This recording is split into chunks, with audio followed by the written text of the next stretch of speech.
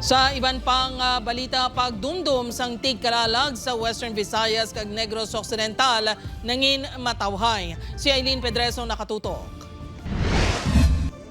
Apisar mainit nga tiyempo, wala ini nag-upang sa pagbisita sa mga patyo agud dumdumo ng mga nagtaliwan nga pinalangga sa kabuhi.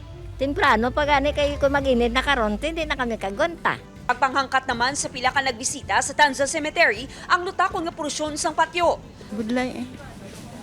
Mga tapak-tapak ako nga lutak. Ang iban, ginpili magbisita sa patyo kahapon agud makalikaw sa dugok sang tawo. Gapon, pwede kagutokan tapos pagkainit. Tapos mga bata ko gakan pa, hila na. Hugot nga gin-inspeksyon ang mga dala sa mga nagabisita. May pila ka mga kontrabando nga nakumpiskara. Sa pihak sini, nangin malinong kag matawhay ang pagdumdum sang tigkalalag. Generally peaceful, wala sila na record na major ongoing accident. So, ano dili ang pag-cooperate ng aton nga mga kauturan na nagakanto sa mga sementeryo.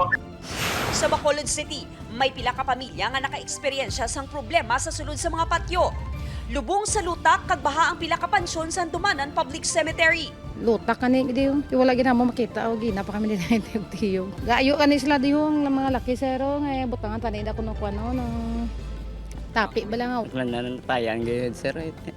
Kay ga baba gid. Nagaginutok ang mga nagabisita sa Burgos Public Cemetery kag Granada Public Cemetery. Apisar sa pagdagsa sa mga bisita, generally peaceful ang pagdumdum sang tigkalalag sa Negros Occidental. Nagpapasalamat po ako sa taong bayan na sila ay napakadisiplina. Wala pong naging anumang problema sa ating mga sementeryo. Wala pong pasaway, wala mga lasing, basta wala po lahat. Generally peaceful. Aileen Pedreso, One Western Visayas.